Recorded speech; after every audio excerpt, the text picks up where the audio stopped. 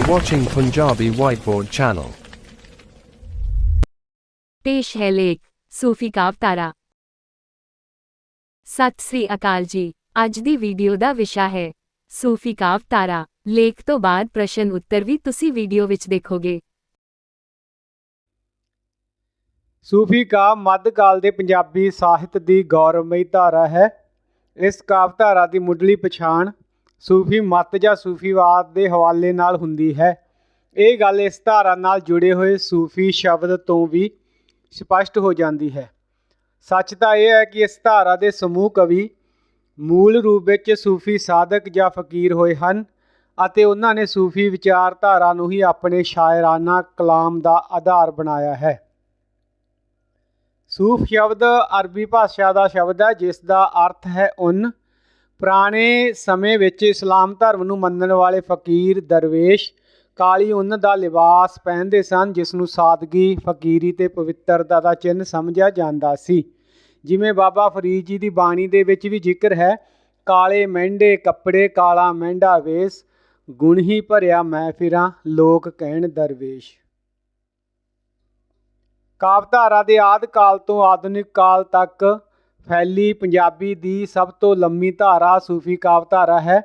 ਪੰਜਾਬ ਉੱਪਰ ਜਦੋਂ ਮੁਸਲਮਾਨਾਂ ਨੇ ਹਮਲੇ ਕੀਤੇ ਤਾਂ ਉਹ ਸੈਨਿਕਾਂ ਨਾਲ ਨਹੀਂ ਆਏ, ਸਗੋਂ ਉਹਨਾਂ ਨਾਲ ਜੋ ਸੂਫੀ ਸਾਧੂ ਆਏ ਉਹਨਾਂ ਨੇ ਭਾਰਤ ਵਿੱਚ ਆ ਕੇ ਇੱਕ ਐਸੇ ਸੱਭਿਆਚਾਰ ਦੀ ਸ਼ੁਰੂਆਤ ਕੀਤੀ ਜਿਸ ਨੇ ਭਾਰਤ ਦੇ ਅਧਿਆਤਮਿਕ ਖੇਤਰ ਵਿੱਚ ਵੱਡੀ ਭੂਮਿਕਾ ਨਿਭਾਈ। ਇਹਨਾਂ ਸਾਧਕਾਂ ਨੇ ਹੌਲੀ ਹੌਲੀ ਪੰਜਾਬੀ ਬੋਲੀ ਨੂੰ ਅਪਣਾ ਲਿਆ ਅਤੇ ਡੇਰੇ ਬਣਾ ਕੇ ਇਸਲਾਮ ਧਰਮ ਦਾ ਪ੍ਰਚਾਰ ਸ਼ੁਰੂ ਕੀਤਾ। ਇਹਨਾਂ ਨੇ ਅਰਬੀ ਫਾਰਸੀ ਨੂੰ ਛੱਡ ਕੇ ਇੱਥੋਂ ਦੇ ਸਥਾਨਕ ਲੋਕਾਂ ਦੀ ਬੋਲੀ ਵਿੱਚ ਅਜਿਹੇ ਕਾਵਿ ਦੀ ਰਚਨਾ ਕੀਤੀ ਜੋ ਪੰਜਾਬੀ ਸਾਹਿਤ ਦਾ ਇੱਕ ਅਨਿੱਖੜਵਾਂ ਅੰਗ ਬਣ ਗਈ, ਜਿਸ ਉੱਪਰ ਪੰਜਾਬੀਅਤ ਨੂੰ ਆਪਣਾਪਨ ਮਹਿਸੂਸ ਹੋਣ ਕਰਕੇ ਫਖਰ ਹੋਣ ਲੱਗ ਪਿਆ। ਪੰਜਾਬੀ ਸੂਫੀ ਕਾਵਿ ਧਾਰਾ ਦੇ ਬਾਨੀ ਬਾਬਾ ਫਰੀਦ ਜੀ ਹਨ। ਇਸ ਧਾਰਾ ਦੇ ਪ੍ਰਮੁੱਖ ਕਵੀ ਬਾਬਾ ਫਰੀਦ ਜੀ ਤੋਂ ਬਾਅਦ ਸ਼ਾਹ ਹੁਸੈਨ, ਬਾਬਾ ਬੁੱਲੇ ਸ਼ਾਹ, ਗੁਲਾਮ ਫਰੀਦ, ਸੁਲਤਾਨ ਬਾਹੂ, ਅਲੀ ਹੈਦਰ ਅਤੇ ਵਜੀਦ ਆਦਿ ਦੇ ਨਾਮ ਵਿਸ਼ੇਸ਼ ਹਨ। ਗੁਰਮਤਿ ਧਾਰਾ ਇੱਕੋ ਜੋਤ ਮਾਰਗ ਨਾਲ ਸੰਬੰਧਿਤ ਹੈ ਜਿਵੇਂ ਅਸੀਂ ਪੁਰਾਣੀ ਵੀਡੀਓ ਦੇ ਵਿੱਚ ਸਮਝਿਆ ਸੀ, ਪਰ ਸੂਫੀ ਧਾਰਾ ਦੇ ਸਾਰੇ ਕਵੀ ਕਿਸੇ ਇੱਕ ਸਿਲਸਿਲੇ ਨਾਲ ਸੰਬੰਧਿਤ ਨਹੀਂ। ਭਾਰਤ ਵਿੱਚ ਆਉਣ ਤੋਂ ਪਹਿਲਾਂ ਸੂਫੀ ਮੱਤ ਚਿਸ਼ਤੀਆਂ, ਕਾਦਰੀਆਂ, ਸੁਹਰਵਰਦੀਆਂ ਅਤੇ ਨਕਸ਼ਬੰਦੀਆਂ ਆਦਿ ਸਿਲਸਿਲਿਆਂ ਵਿੱਚ ਵੰਡਿਆ ਜਾ ਚੁੱਕਿਆ ਸੀ। ਪੰਜਾਬੀ ਸੂਫੀ ਧਾਰਾ ਦੇ ਕਵੀਆਂ ਉੱਪਰ ਆਪੋ ਆਪਣੇ ਸਿਲਸਿਲਿਆਂ ਦੀ ਛਾਪ ਸਾਨੂੰ ਨਜ਼ਰ ਆਉਂਦੀ ਹੈ।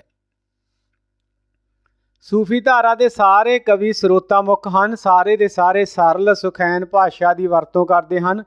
ਸਾਰੇ ਆਪਣੀ ਗੱਲ ਜਨ ਸਮੂਹ ਤੱਕ ਪਹੁੰਚਾਉਣ ਦਾ ਉਮਾਹ ਰੱਖਦੇ ਹਨ।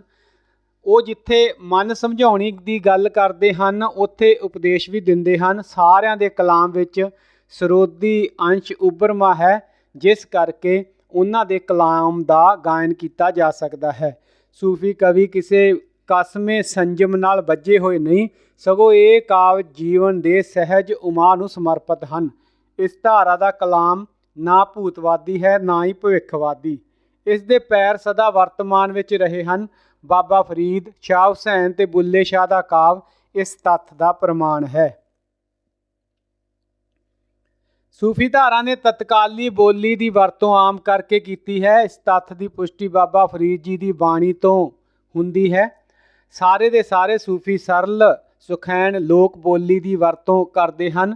ਸੂਫੀ ਕਾਵਿ ਵਿੱਚ ਫਾਰਸੀ, ਅਰਬੀ ਦੇ ਕੁਝ ਸ਼ਬਦਾਂ ਨੂੰ ਵੀ ਸਥਾਨ ਮਿਲਿਆ ਹੈ ਪਰ ਇਹ ਮਾਤਰਾ ਬਹੁਤ ਘੱਟ ਹੈ। ਸੂਫੀ ਮਸਤੀ, ਇਸ਼ਕ ਆਦਿ ਦੀ ਗੱਲ ਵਧੇਰੇ ਕਰਦੇ ਹਨ।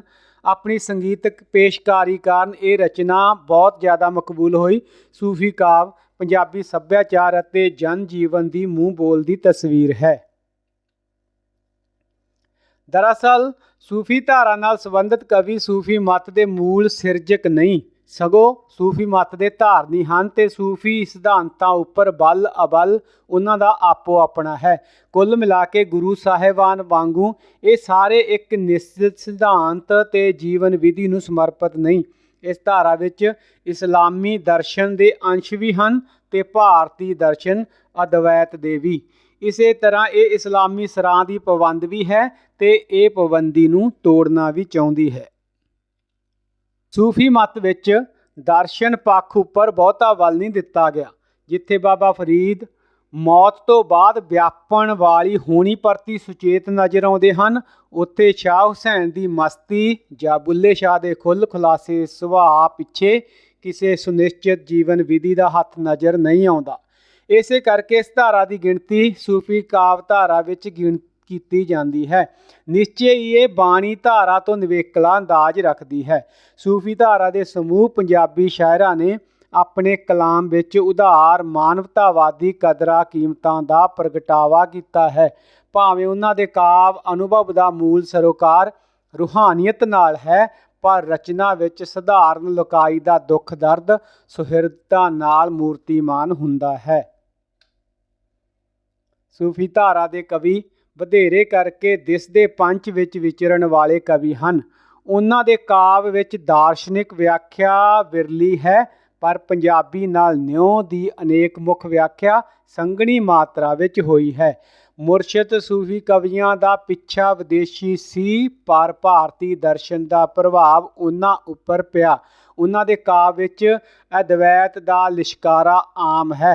ਅਦਵੈਤ ਸਿਧਾਂਤ ਦੇ ਸਪਸ਼ਟ ਸੰਕੇਤ ਸ਼ਾਹ ਹੁਸੈਨ ਤੇ ਬੁੱਲੇ ਸ਼ਾਹ ਦੇ ਕਾਵਿ ਵਿੱਚ ਦੇਖੇ ਜਾ ਸਕਦੇ ਹਨ, ਪਰ ਇਸ਼ਕ ਨੂੰ ਵੀ ਸੂਫੀ ਧਾਰਾ ਵਿੱਚ ਕੇਂਦਰੀ ਮਹੱਤਵ ਪ੍ਰਾਪਤ ਹੋਇਆ ਹੈ। ਸੂਫੀ ਧਾਰਾ ਦੇ ਸਾਰੇ ਕਵੀਆਂ ਨੇ ਭਾਰਤੀ ਕਾਵਿ ਛੰਦਾਂ ਤੇ ਲੋਕ ਜੀਵਨ ਦੇ ਵੇਰਵਿਆਂ ਨੂੰ ਆਪਣੇ ਸਿਰਜਣ ਦਾ ਮਾਧਿਅਮ ਅੰਗ ਬਣਾਇਆ ਹੈ।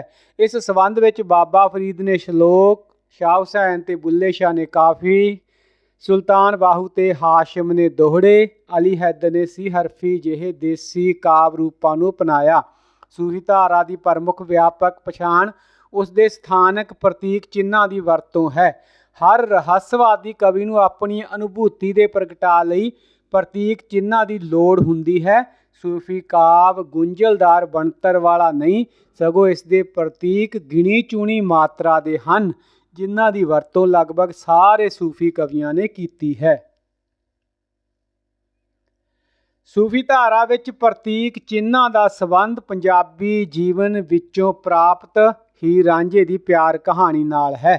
ਹੀਰ ਰਾਂਝਾ ਆਤਮਾ ਪਰਮਾਤਮਾ ਜਾਂ ਇਸ ਤਰ੍ਹਾਂ ਕਹੋ ਕਿ ਜੀਵ ਤੇ ਰੱਬ ਦੇ ਪ੍ਰਤੀਕ ਵਜੋਂ ਵਰਤੇ ਗਏ ਹਨ।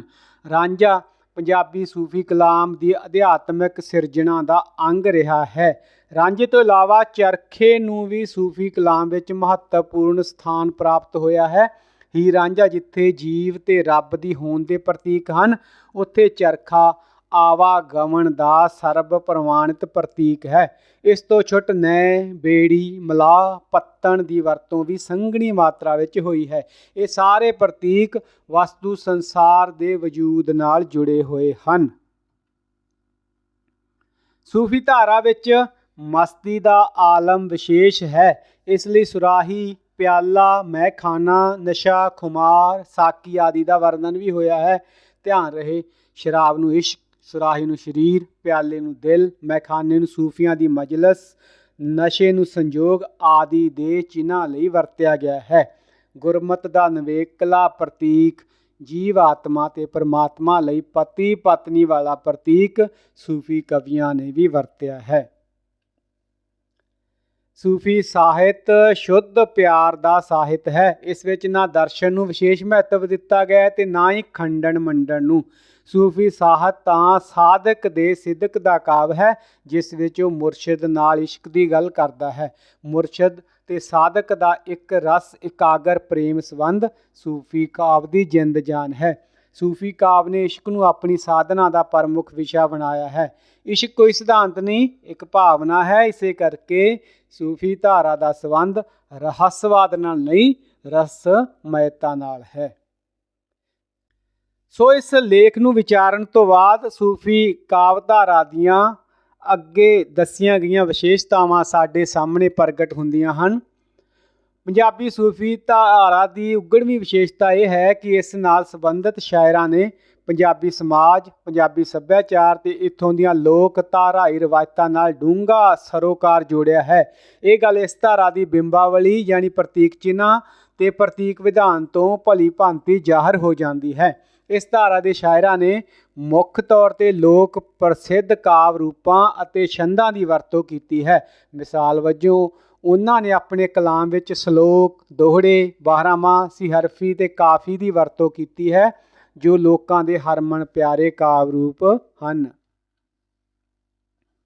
ਸੂਫੀ ਕਾਵ ਨੇ ਮਨੁੱਖੀ ਸੋਚ ਨੂੰ ਧਰਮ ਦੀਆਂ ਸੀਮਾਵਾਂ ਤੋਂ ਪਰੇ ਲਿਜਾ ਕੇ ਭਾਵ ਭੂਮੀ ਪ੍ਰਦਾਨ ਕੀਤੀ, ਜਿਸ ਤੇ ਖੜੇ ਹੋ ਕੇ ਹਰ ਪਾਸੇ ਇੱਕ ਸਮਾਨਤਾ ਦਾ ਪਸਾਰਾ ਨਜ਼ਰ ਆਉਂਦਾ ਹੈ।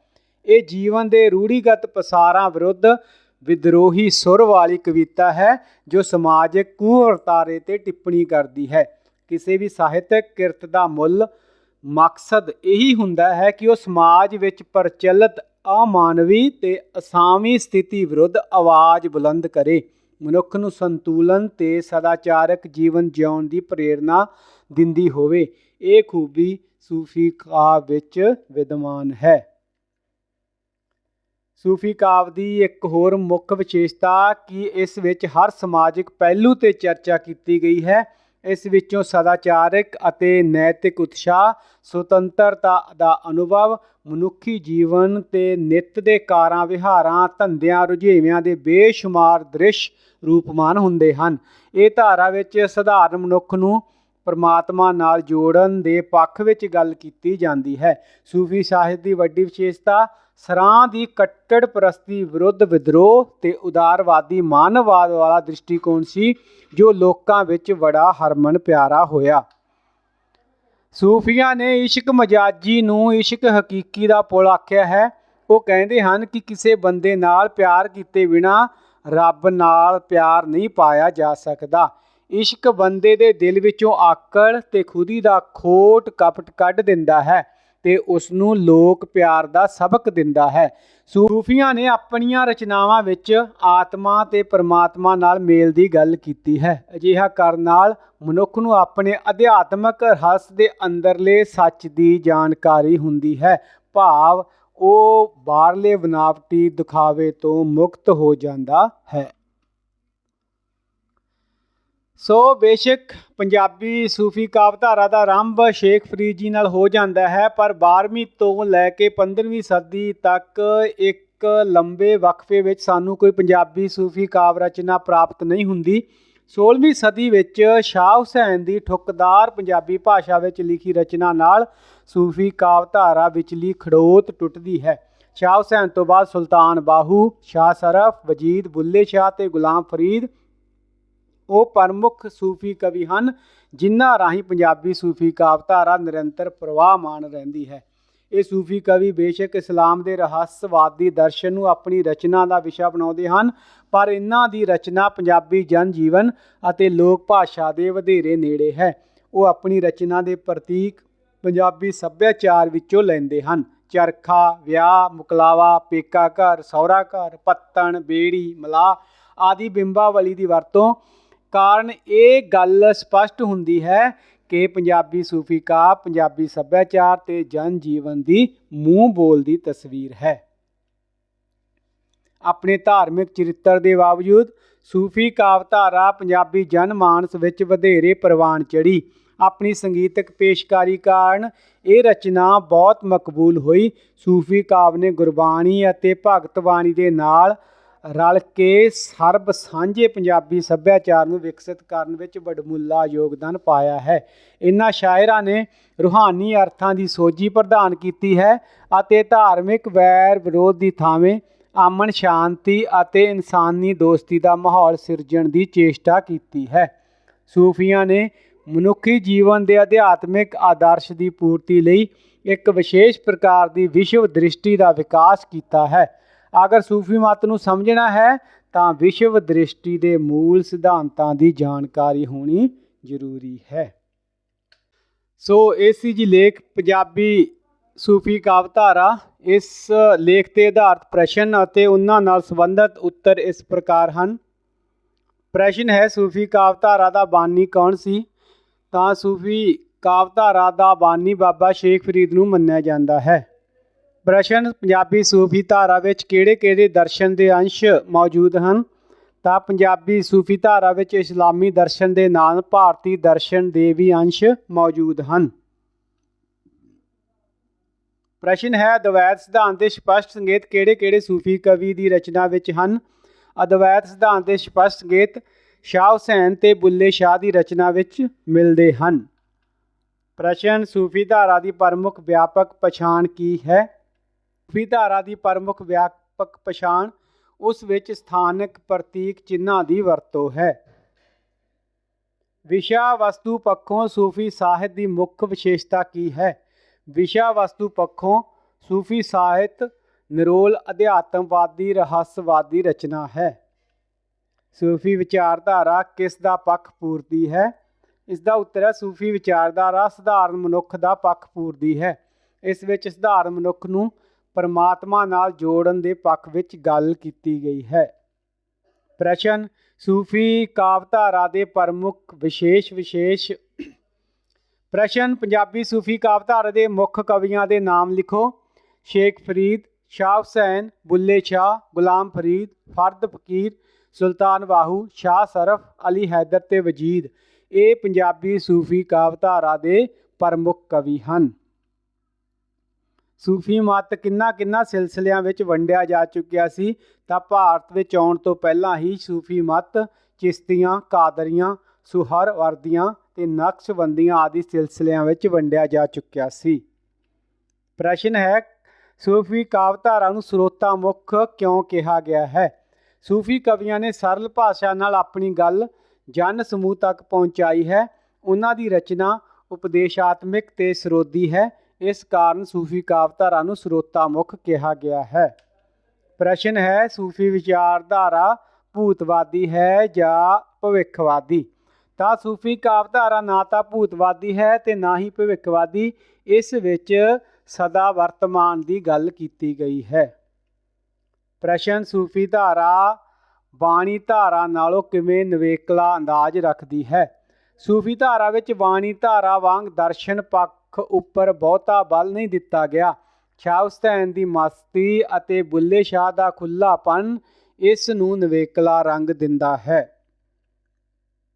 ਪ੍ਰਸ਼ਨ, ਕੁਝ ਪ੍ਰਸਿੱਧ ਸੂਫੀ ਕਵੀਆਂ ਦੁਆਰਾ ਵਰਤੇ ਗਏ ਕਾਵਿ ਰੂਪਾਂ ਨਾਲ ਜਾਣ ਪਛਾਣ ਕਰਾਓ। ਤਾਂ ਇਹਨਾਂ ਵਿੱਚ ਬਾਬਾ ਫਰੀਦ ਨੇ ਸਲੋਕ, ਸ਼ਾਹ ਹੁਸੈਨ ਤੇ ਬੁੱਲੇ ਸ਼ਾਹ ਨੇ ਕਾਫੀ, ਸੁਲਤਾਨ ਬਾਹੂ ਤੇ ਹਾਸ਼ਮ ਨੇ ਦੋਹੜਾ ਅਤੇ ਅਲੀ ਹੈਦਰ ਨੇ ਸ਼ੀਹਰਫੀ ਕਾਵਿ ਰੂਪ ਦੀ ਵਰਤੋਂ ਜਿਹੜੀ ਆਪਣੀ ਰਚਨਾਵਾਂ ਵਿੱਚ ਕੀਤੀ ਹੈ। ਪ੍ਰਸ਼ਨ, ਸੂਫੀ ਧਾਰਾ ਦੇ ਕਵੀਆਂ ਦੁਆਰਾ ਵਰਤੇ ਗਏ ਹੀਰ ਰਾਂਝੇ ਦੇ ਪ੍ਰਤੀਕ ਨਾਲ ਜਾਣ ਪਛਾਣ ਕਰਾਓ। ਸੂਫੀ ਕਵੀਆਂ ਨੇ ਹੀਰ ਰਾਂਝੇ ਦਾ ਪ੍ਰਤੀਕ ਪੰਜਾਬੀ ਲੋਕ ਕਥਾ ਵਿੱਚੋਂ ਲਿਆ ਹੈ। ਉਹਨਾਂ ਨੇ ਹੀਰ ਰਾਂਝੇ ਨੂੰ ਆਤਮਾ, ਪਰਮਾਤਮਾ ਯਾਨੀ ਜੀਵ ਤੇ ਰੱਬ ਦੇ ਪ੍ਰਤੀਕ ਵਜੋਂ ਵਰਤਿਆ ਹੈ। ਪ੍ਰਸ਼ਨ ਹੈ ਜੀ, ਸੂਫੀ ਧਾਰਾ ਦੇ ਕਵੀਆਂ ਦੁਆਰਾ ਵਰਤੇ ਗਏ ਕੁਝ ਵਿਸ਼ੇਸ਼ ਪ੍ਰਤੀਕਾਂ ਦੇ ਨਾਮ ਲਿਖੋ।